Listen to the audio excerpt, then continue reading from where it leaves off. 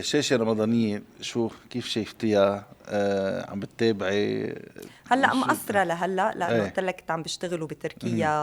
امم هلا عندي شاهد وهيك، بس انه التلفزيون المحطات المحلية مش موجودة، واخر فترة بيكون شغلي عشية فما قدرت تبعت. هلا جيت رقد بدي بلش تابع. اكيد بحرص انه شوف كل شيء، امم بس دايما بصير معي لانه بشتغل برمضان برجع بشوفهم على رواق.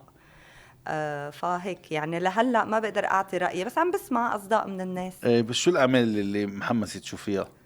هلا اكيد بحب شوف بلبنان شو عاملين، يعني نجماتنا بلبنان شو عاملين، يعني بالدم نفس اكيد لازم شوفهم. كراس وتيم حسن تحت تحت سابع سبع ارض أرض. لازم شوفه. امم كمان ولادي بحبوا ستافي بتحب المصري، فبدي روح شوف في ياسمين عبد العزيز ونيكول سابا عم سابع بيقولوا صحيح. حلو، في إيش ايش يمكن اذا ايش مش ايه غلطانه. مي عمر. فانه مي عمر، امم فبدي امرق على الكل. بدي ارجع لبنانيا. اليوم في عملين عم بينافسوا برمضان. وعمل منهم لبناني 100%. قد ايه برأيك هيدا الشيء رح يفتح هيك شهية المنتجين على الانتاجات اللبنانية الأكثر، لحتى نوصل لمحل بعد موسمين ثلاثة لقدام يصير في عنا بدل العملين على الشاشة يكون في عنا 10؟ بعتقد انه هي يعني هيدا لازم توجهوا اكيد سؤال للمنتجين، امم بس اللي بشوفه انه هو مش الحق على المنتجين. امم يعني اكيد هن منهم مدعومين.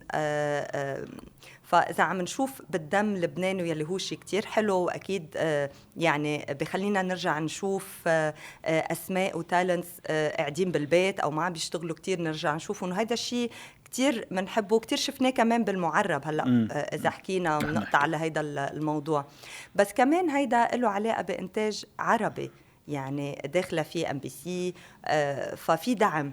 بينما لما يكون منتج لبناني وفي عنا الأسماء، يعني فينا نقول مروان حداد مثلا لأني اشتغلت معه قبل، فبالنهاية بدك دعم، يعني بدك بادجت، امم بدك تلفزيونات تدفع، وهي كلها سلسلة عم مشتركة. تعرج من كذا ناحية. اليوم جمال سنان بس لا شك انه عمل الخطوة وخطوة كتير المغامرة حلوة، المهمة أكيد يعني. أكيد أكيد خطوة وعلى ما مهمة. يبدو انه كسب الرهان.